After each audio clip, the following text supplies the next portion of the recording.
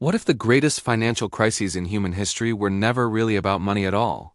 What if they were about something far more uncomfortable, our refusal to accept that money carries moral consequences? Today, money is treated as neutral, scientific, and value-free. Numbers on screens, algorithms, markets that are supposed to regulate themselves. But nearly 1,000 years ago, one thinker warned that when money is separated from morality, it doesn't just damage economies, it slowly destroys civilizations. His name was Abu Hamid Al-Ghazali, and his ideas feel disturbingly modern. Welcome to its financial history too. This story begins in a world many people imagine as distant and irrelevant, yet it may be closer to us than we want to admit. The 11th century Islamic world was not poor, backward, or isolated. It was the most advanced economic system on earth. Baghdad stood at the center of global trade. Merchants used credit instruments, contracts, and early forms of banking. Goods moved across continents. Wealth flowed faster than ever before. By every visible measure, this was progress. But beneath that prosperity, something invisible was breaking. Markets were expanding, yet trust was eroding. Wealth was increasing, yet inequality was deepening. Money was moving faster, but fewer people felt secure. Speculation, hoarding, and exploitation were becoming common, even as religious and legal institutions insisted everything was still under control. Most scholars focused on law and ritual. Very few asked whether the financial system itself was reshaping human behavior. Al-Ghazali did. Born in 1058, Al-Ghazali rose rapidly through the intellectual elite.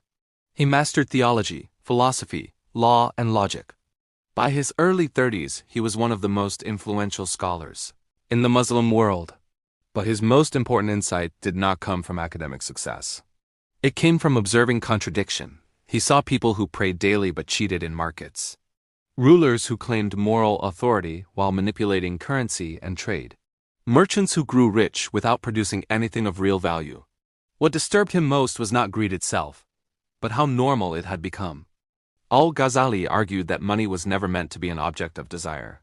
Gold and silver, he explained, were chosen as money not because they were valuable in themselves, but because they were stable, divisible, and widely accepted. Money's purpose was to measure value, not to become value. The moment people began chasing money for its own sake, the system inverted. Tools became masters. Means became ends. At first, this inversion brought explosive growth. Trade expanded. Wealth accumulated. Cities flourished. But the growth masked a deeper transformation.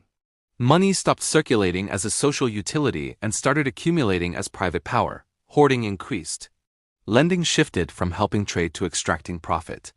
Financial cleverness became more important than productive contribution. Al-Ghazali warned that this stage always feels like success. Markets appear efficient. Elites become richer. Institutions look strong. But beneath the surface, the economy becomes brittle. Trust weakens. Social bonds fray. The poor are pushed into dependence while the wealthy become insulated from consequences. He was especially critical of interest-based exploitation, not primarily as a religious violation, but as a structural problem. When money generates more money without risk or labor, it detaches from real economic activity. It becomes self-referential. Wealth grows without creating value, while debt grows without creating opportunity. This, he argued, was not sustainable. It merely delayed collapse. For a time, his ideas influenced economic behavior. Ethical limits shaped markets. Excessive hoarding was socially condemned. Trade was expected to serve real needs. But systems under pressure rarely hold their moral boundaries. Empires expand. Wars need funding, states require revenue. Slowly, exceptions become norms. Financial practices once considered dangerous were rebranded as necessary. Hoarding became prudence. Speculation became innovation. Exploitation became efficiency. Scholars were pressured to legitimize what power demanded. The moral framework weakened, not through open rejection, but through quiet erosion. Al-Ghazali watched this process with alarm. He warned that when money becomes a commodity instead of a medium, three outcomes are inevitable. Inequality accelerates, markets lose credibility. Political legitimacy collapses. At first, people deny it. Then they rationalize it. Finally, they suffer it. The fallout did not arrive as a single dramatic collapse. It came gradually. Institutions lost trust. Economic creativity slowed. Wealth became defensive instead of productive. Societies grew cautious, fragmented, and inward-looking. And Al-Ghazali's warnings were preserved as theological commentary rather than systemic analysis. This mistake would be repeated across history: European banking revolutions, colonial extraction economies, industrial capitalism, modern financial markets. Each system believed itself different. Each insisted it had solved the flaws of the past. Each eventually faced the same pattern: money detached from morality, speculation outpaced production, debt replaced value, and crisis followed. Modern reform efforts rarely break this cycle. Regulations are introduced after collapses, interest rates are adjusted, new financial instruments are invented. Technologies promise transparency and fairness. But the core assumption remains untouched: that money can be engineered without ethical purpose. After the 2008 financial crisis, trillions were injected into global markets. Banks were rescued, systems stabilized. Yet inequality widened, trust declined, debt exploded. Today, global debt exceeds $300 trillion. A small fraction of humanity controls more wealth than billions combined. Financial markets dwarf the real economy they are supposed to serve. Al-Ghazali predicted this trajectory without statistics or computers. He understood that incentives shape behavior and behavior shapes systems. When profit becomes the highest value, every other value becomes negotiable. Justice becomes optional. Stability becomes temporary. Crisis becomes cyclical. Look at the present moment. Cryptocurrencies promise freedom but often reward speculation. Stock markets surge while wages stagnate. Consumer debt defines entire generations. Money moves faster than ever, yet anxiety and insecurity are widespread. Systems feel powerful, but fragile. Al-Ghazali would recognize this instantly.